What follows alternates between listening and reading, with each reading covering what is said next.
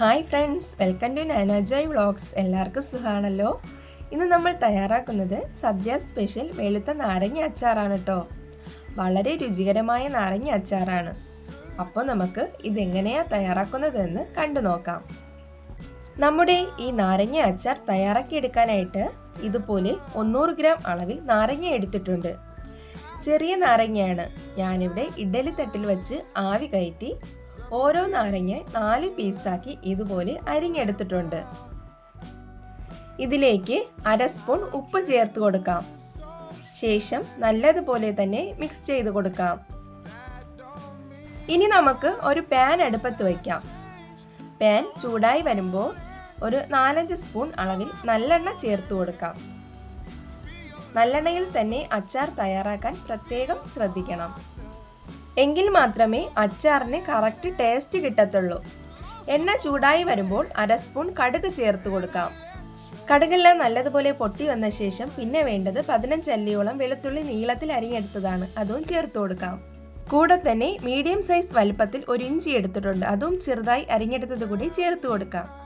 ഇനി വേണ്ടത് എരിവിന് ആവശ്യത്തിന് പച്ചമുളകാണ്. ഞാനിവിടെ കാന്താരി മുളകാണ് ചേർത്ത് കൊടുക്കുന്നത്. ഏകദേശം 30 മുളകോളം ഉണ്ട്. അവരവർക്ക് ഇഷ്ടമുള്ളത് ചേർത്ത് കൊടുക്കാവുന്നതാണ്. ഒരു തണ്ട് കറിവേപ്പില കൂടെ ചേർത്തിട്ട് ഇതൊന്ന് നല്ലതുപോലെ വഴറ്റി കൊടുക്കാവുന്നതാണ്. ഇഞ്ചി വെളുത്തുള്ളിയുടെ പച്ചമണം മാറുന്നതുവരെ നന്നായിട്ട് ഇതൊന്ന് വഴറ്റിയെടുക്കാം. ഒരു അല്പസമയം നമ്മൾ വഴറ്റി കൊടുക്കുമ്പോൾ തന്നെ ഇഞ്ചി വെളുത്തുള്ളിയൊക്കെ നന്നായി ഇതുപോലെ ലൈറ്റ് കളറായി മാറി തുടങ്ങും. ഈ സമയത്ത് അരിഞ്ഞു മാറ്റി വച്ചിരിക്കുന്ന നാരങ്ങ ചേർക്കാവുന്നതാണ്. നാരങ്ങയും ചേർത്ത് കൊടുത്തിട്ട് എല്ലാം കൂടെ നന്നായിട്ട് ഇളക്കി യോജിപ്പിച്ച് കൊടുക്കാം. ഫ്ലെയിം മീഡിയത്തിൽ തന്നെ വച്ചു കൊടുക്കാൻ പ്രത്യേകം ശ്രദ്ധിക്കണം. നമ്മുടെ നാരങ്ങയെല്ലാം നന്നായി ചൂടായി വരട്ടെ. ഇനി നമുക്ക് ഇതിന് വേണ്ട പൊടികൾ ചേർത്ത് കൊടുക്കാം. 1/2 സ്പൂൺ മഞ്ഞൾപ്പൊടി, 1/2 സ്പൂൺ അളവിൽ കായപ്പൊടി. ഇത്രയും ചേർത്ത് കൊടുത്ത് എല്ലാം കൂടെ നല്ലതുപോലെ തന്നെ ഇളക്കി യോജിപ്പിക്കാം.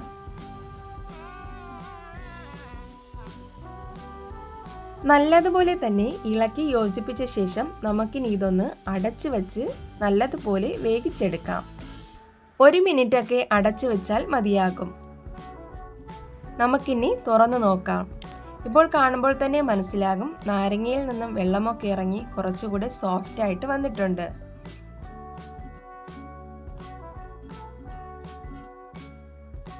ഇനി നമുക്ക് ഇതിലേക്ക് വേണ്ടത് 2 സ്പൂൺ ശർക്കരയും കൂടെയാണ്.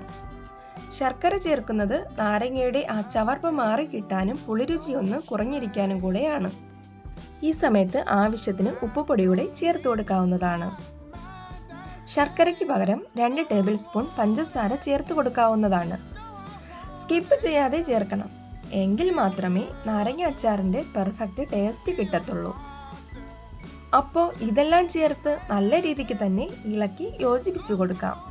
നമുക്കിനി ഇതൊന്ന് 1 മിനിറ്റ് നേരത്തേക്ക് അടച്ചു വെച്ച് കൊടുക്കാം. ശർക്കരയും നാരങ്ങയും എല്ലാം കൂടെ ഒന്ന് യോജിപ്പിച്ച് വരാനായിട്ടാണിത്.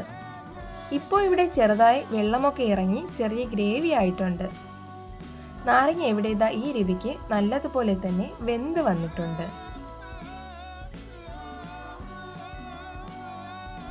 ഈ സമയത്ത് നമുക്ക് നാരങ്ങയിലേക്ക് 2 ടേബിൾ സ്പൂൺ വിനാഗിരി ചേർത്ത് കൊടുക്കാം.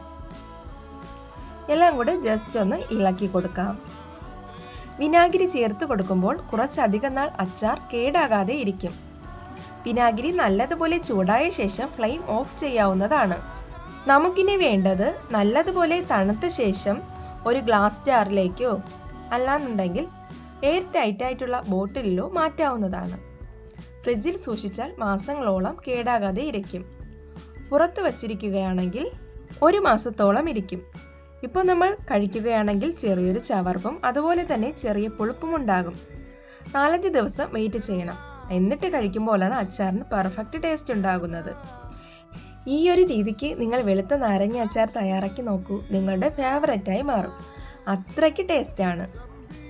നിങ്ങളുടെ അഭിപ്രായങ്ങൾ കമൻ്റായിട്ട് അറിയിക്കാൻ മറക്കല്ലേ കൂട്ടുകാരെ. ആദ്യമായിട്ട് കാണുന്ന കൂട്ടുകാർ ചാനലൊന്ന് സബ്സ്ക്രൈബ് ചെയ്ത് സപ്പോർട്ട് ചെയ്യണേ. അപ്പോൾ പുതിയൊരു വീഡിയോയുമായി കാണുന്നതുവരെ എല്ലാ കൂട്ടുകാർക്കും ബായ്.